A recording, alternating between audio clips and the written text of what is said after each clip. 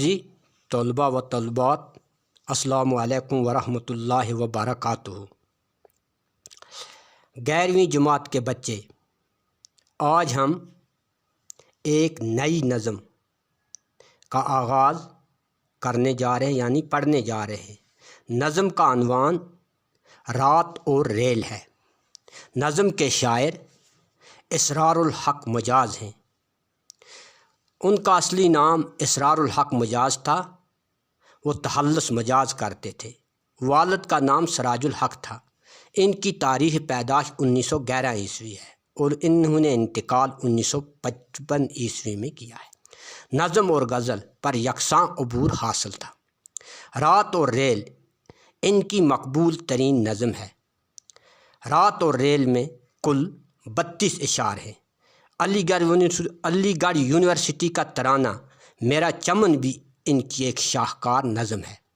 یہ دو نظمیں ان کی بہت مشہور ترین نظمیں، یعنی رات اور ریل اور دوسرا علی گڑھ یونیورسٹی کا ترانہ میرا چمن، ان کی شاہکار نظمیں مانی جاتی ہیں۔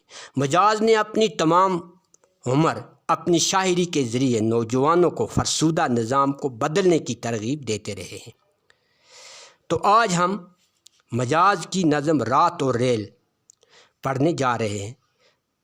پیارے طلباء و طالبات، یہ نظم ایک طویل نظم ہے، تو اس کو ہم 4 نشست میں پڑھیں گے۔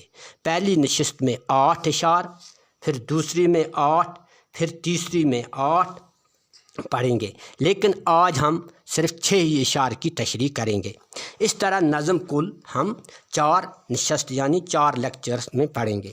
تو ہم دیکھیں گے پہلے اشعار میں شاعر مجاز کیا فرماتے ہیں۔ مجاز اس نظم کے اندر، یعنی اس نظم میں رات اور ریل جو انہوں نے لکھی ہے، لیکن رات اور ریل انہوں نے زندگی کے ساتھ تشبیہ دی ہوئی ہے۔ رات اور ریل انسان کو جدوجہد اور مسلسل کوشش کی ترغیب دیتی ہے۔ انسان کو یہ سبق دیتی ہے کہ اس سے کسی بھی حال میں زندگی کے راستے میں رکنا نہیں ہے۔ انسان کو، یعنی جس طرح ریل چلتی رہتی ہے، ہم شعر میں دیکھیں گے، بلکہ ہمت اور حوصلے سے کام لے کر چلتے ہی جانا ہے۔ تو اب ہم شعر نمبر پہلا پڑھیں گے۔ پھر چلی ریل اسٹیشن سے لہراتی ہوئی، نیم شب کی خاموشی میں زیر لب گاتی ہوئی۔ پھر چلی ہے ریل اسٹیشن سے لہراتی ہوئی، نیم شب کی خاموشی میں زیر لب گاتی ہوئی۔ شاعر اسرار الحق مجاز، جن کا تخلص مجاز تھا، فرماتے ہیں کہ ریل گاڑی جب اسٹیشن سے نکلتی ہے، چھوٹنے کا ذکر کرتے ہیں، جس وقت بھی، یعنی رات، آدھی رات کو خاموش ماحول میں ریل گاڑی دبے ہونٹوں گاتی ہوئی چل پڑتی ہے۔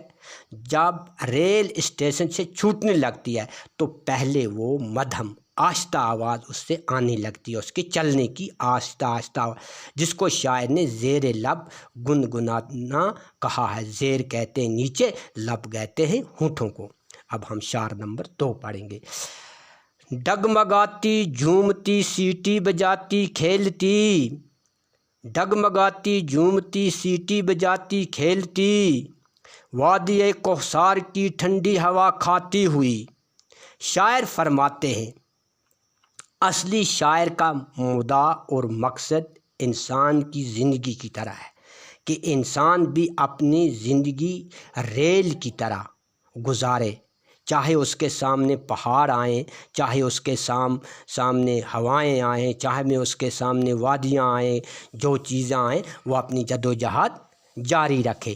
ریل گاڑی کبھی وادی کے دامن اور کبھی کسی پہاڑ کے قریب سے گزرتی ہے، وادی کوثر سے، یعنی پہاڑی کے قریب سے گزرتی ہے، ٹھنڈی ٹھنڈی ہوا کھاتی ہوئی، اور یہ ٹھنڈی ٹھنڈی ہوا کا لطف اٹھاتی چلی جاتی ہے۔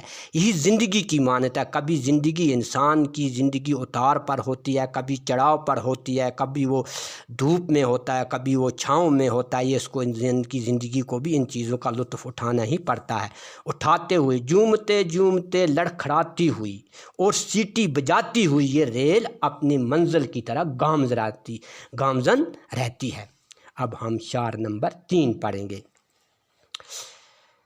تیز جھونکوں میں وہ چھم چھم کا سرود دل نشین، تیز جھونکوں میں وہ چھم چھم کا سرود دل نشین، آندھیوں میں مین برسنے کی صدا آتی ہوئی۔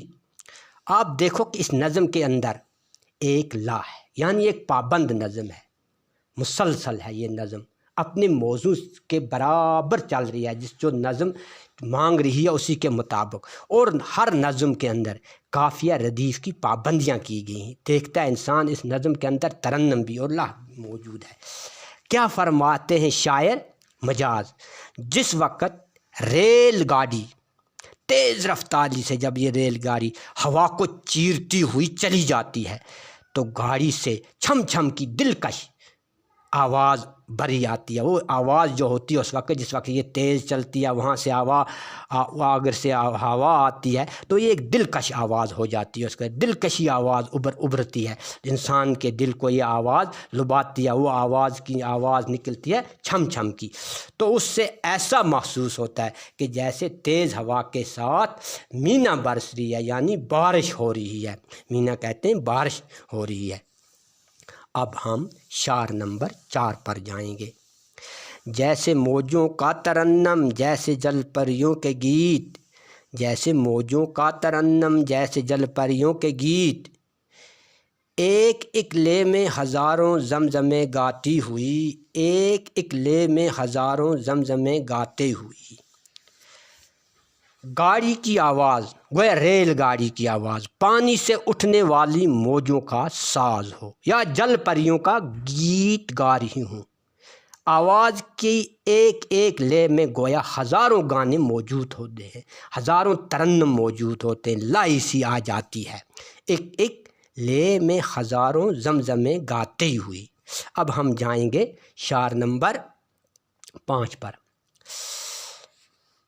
ٹھوکریں کھا کر لچکتی، ٹھوکریں کھا کر لچکتی گنگناتی جھومتی، ٹھوکریں کھا کر لچکتی گنگناتی جھومتی، سرخوشی میں گھنگروں کے تال پر گاتی ہوئی، سرخوشی میں گھنگروں کے تال پر گاتی ہوئی۔ شاعر مجاز الحق فرماتے ہیں ریل گاڑی جب اپنے مخصوص رفتار سے جاری ہوتی ہے، جو اس کی رفتار ہوتی ہے، کیونکہ ریل گاڑی کی رفتار بہت تیز ہوتی ہے، تو ایسا لگتا ہے جیسے وہ مستی میں ہوتی ہے، جیسے اس نے گھنگرو پہنے ہوئے ہوتے ہیں۔ جو ناچنے والا ہوتا ہے، جو گھنگرو پہن کے ناچتا ہے، اس میں ایک مست ہو جاتا ہے، اس میں ایک کیفیت ہی پیدا ہے، وجد سا پیدا ہو جاتا ہے۔ اسی طرح ریل گاڑی میں جب وہ اپنی مخصوص انداز کی رفتار میں ہوتی ہے تو اس نے جیسے گھنگرو پہنے ہوئی آواز آتی ہے، ناچ رہی ہوتی، وہ ناچتے ناچتے وجد میں آ کر کبھی لچکتی ہے، کبھی جھومتی ہے، اور کبھی ٹھوکر کھاتی، لیکن آگے بڑھتی جاتی ہے، لیکن رکتی نہیں ہے۔ یہ انسان کی زندگی کا منزل بھی مقصود، کیونکہ اس کو ٹھوکریں بھی لگتی ہیں، وہ کبھی لچکتی بھی ہے، کبھی وجد میں، لیکن آگے ہی بڑھنا ہوتا ہے، ہمت ہارنا نہیں ہوتا ہے۔ اب ہم شعر نمبر 6 پڑھیں گے۔ ناز سے ہر موڑ پر کھاتی ہوئی سو پیچ و خم، ناز سے ہر موڑ پر کھاتی ہوئی سو پیچ و خم، ایک دلہن اپنی ادا سے آپ شرماتی ہوئی، ایک دلہن اپنی ادا سے آپ شرماتی ہوئی۔ شاعر نے یہاں ریل کو دلہن کی طرح اشارہ کیا، اور زندگی کو بھی ایک دلہن کی مانند مانا کہ یہ زندگی جو انسان کی ہے، اس میں بھی کبھی انسان دلہا دلہن بن ہی جاتا ہے، لیکن یہاں ریل کی اس کی کنائیہ اور رمزیہ طریقے سے اشارہ۔ سامنے موڑ آنے پر وہ 100 طرح سے بل کھاتی ہے اپنے ناز میں، کون چیز؟ ریل بل کھاتی ہو، کسی دلہن کی طرح وہ اپنے ناز اور نخرے میں ہوتی ہے، اور جس طرح دلہن ناز نخرے میں ہوتی ہے اور وہ اپنی ادا سے شرماتی ہوئی چلی جاتی ہے، اسی طرح ریل گاڑی بھی یہی سیٹیاں بجاتی ہوئی، ڈگمگاتی ہوئی، جھومتی ہوئی اور سرود دل نشین کرتی ہوئی آگے بڑھتی جاتی ہے، یہی ریل ہے۔